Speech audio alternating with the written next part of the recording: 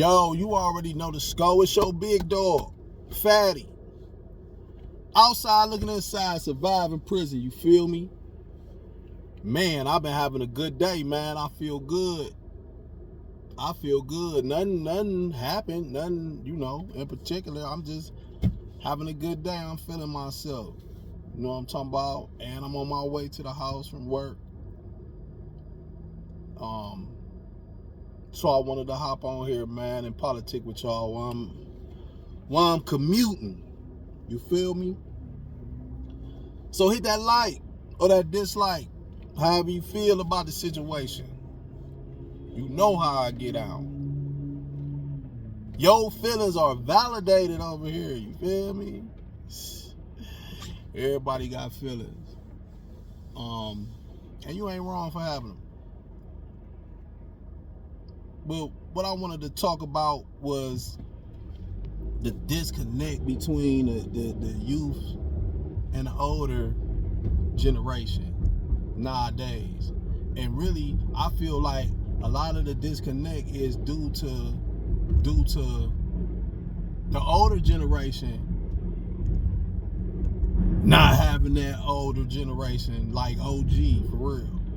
And I think the real quote unquote OGs is start dying down or watering down with my generation. Cause I think back to I was young. I jumped off the porch at like 12 years old on my 12th birthday to be exact. Was the day I started selling drugs. And it wasn't for no reason. We wasn't hurting. We wasn't busted. It ain't no I got it out the mud. Wasn't none of that. Like we stayed in a nice neighborhood. We ain't stay in the projects. We had grass in the front yard. Everybody had grass. The whole hood. You feel me? It was just the crack era, the crack thing.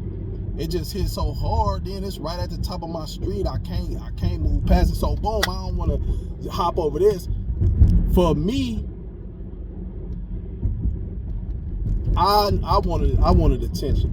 I wanted attention, and I wanted attention from my daddy. I wanted attention from my daddy, but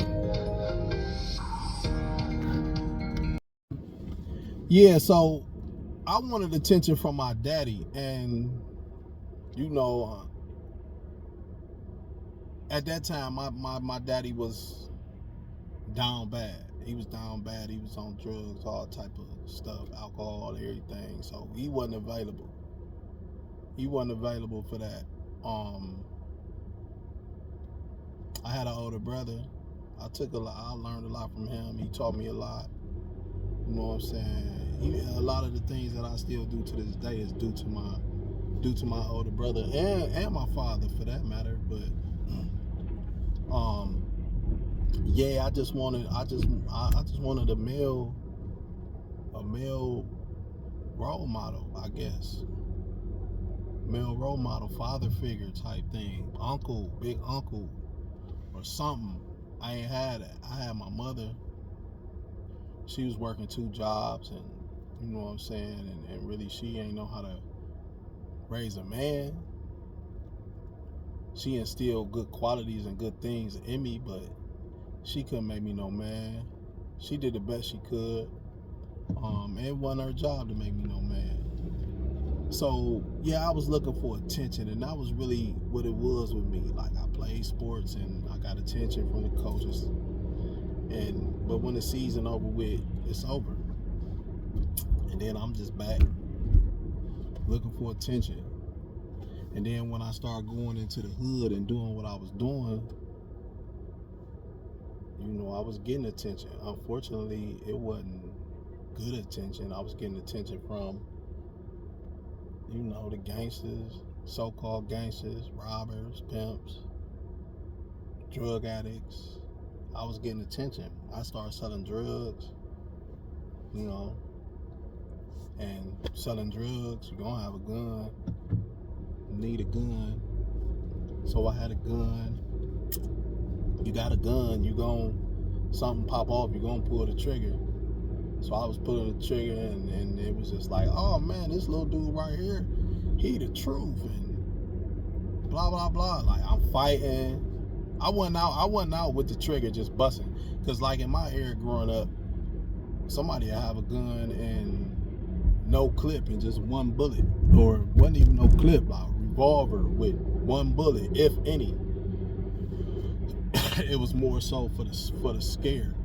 Like me growing up, we had hands and brass knuckles and hit somebody in the head with a bottle or a brick or a bat or a stick, or, you know what I'm saying? It just started elevating.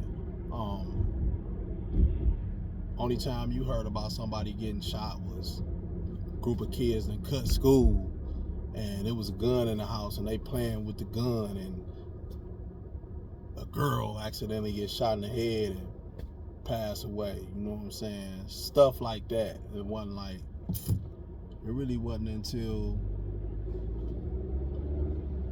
I don't want to say, because I don't want to get quoted, but to me, I feel like I remember when we started learning about California and the Bloods and the Crips and the drive-bys and stuff, all that stuff got adopted. See, because Cleveland is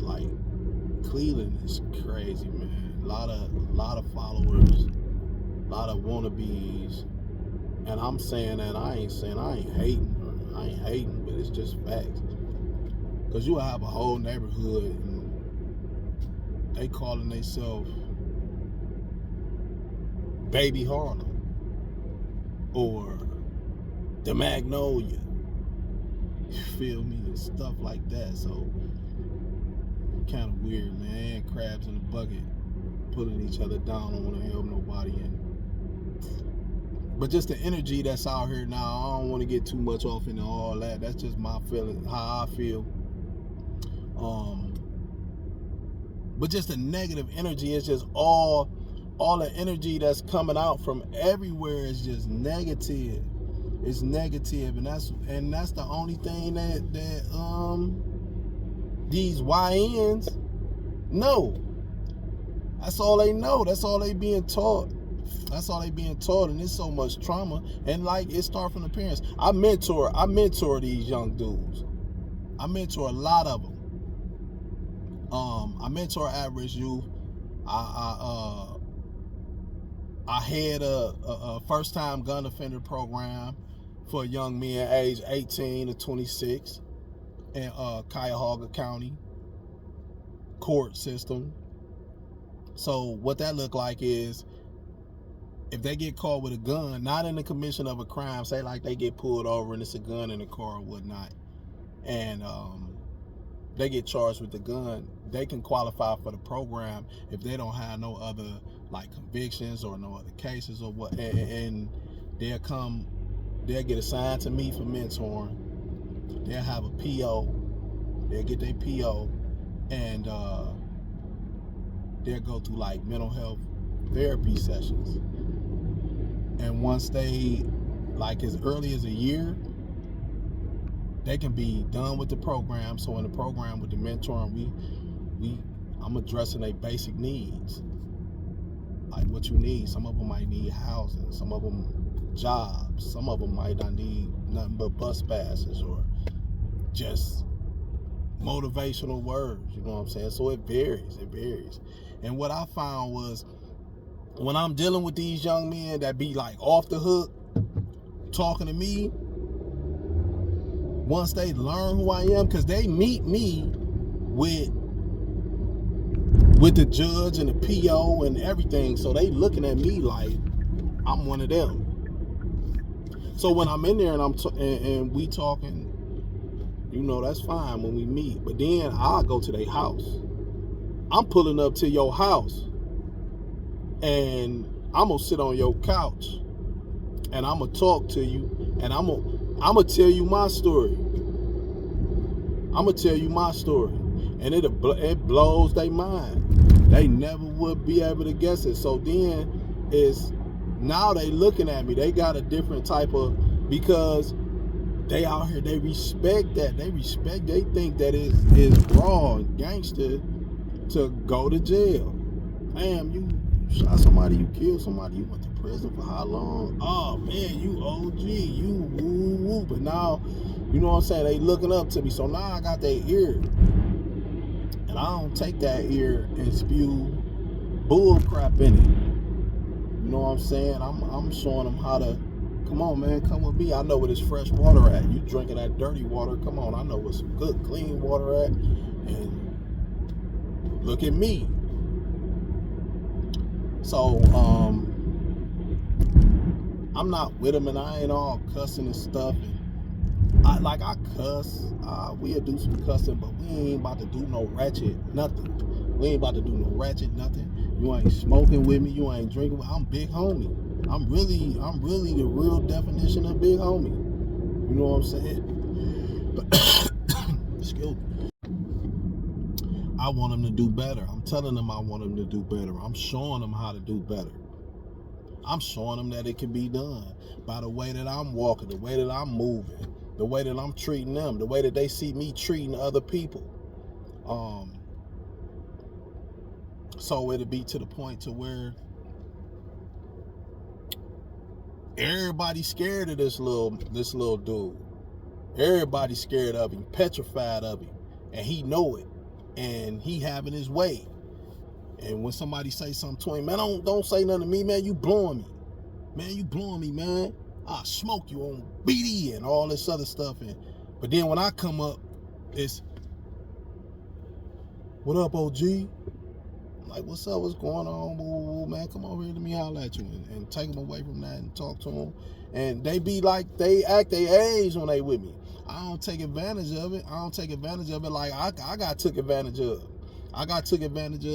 And it was all due to me wanting attention. So that's, that's why I started with me, talking about me wanting attention. I understand the little homies. I understand them. And then just talking to them, a lot of people don't talk. A lot of people don't listen to them. Conversating ain't just talking. Conversation is not just talking.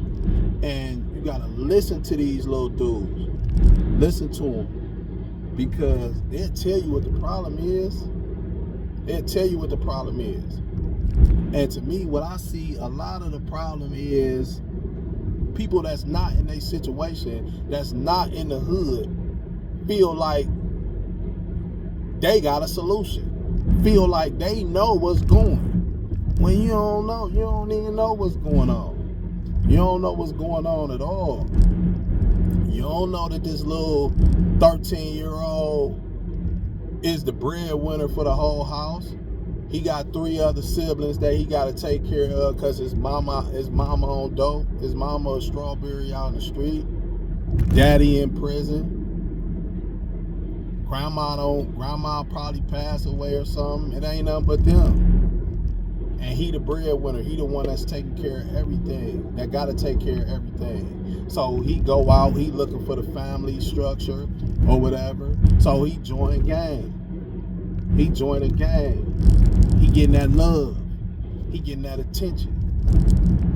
So now he doing whatever he need to do to stay in good graces with the gang. These little dudes be babies. And they still warn about somebody that got killed 5 years before they was born. Type stuff. You know what I'm saying? They warn and don't even know what the war about no more. Just I'm in this set and they in this set. Hatfields and McCoys type thing. So I done had so many successes with me dealing with these young men.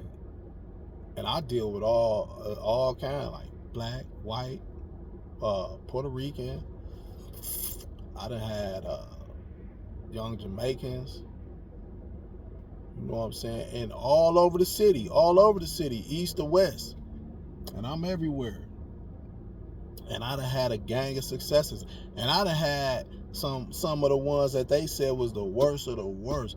I done pulled up on them, and they say, LG, come here, let me show you something, and take me in the back and pop the trunk. It's an AR, an AK, and some more stuff, and it's like, man, what you doing with It's like, man, I'm about to go take something, man. I ain't got no money. I need something to eat. What? Man, and take them to the food bank and get boxes of food, and they sitting down and they listening. Now they got the food. We done got some food. So now let's talk about what we gonna do for the next time when you get hungry.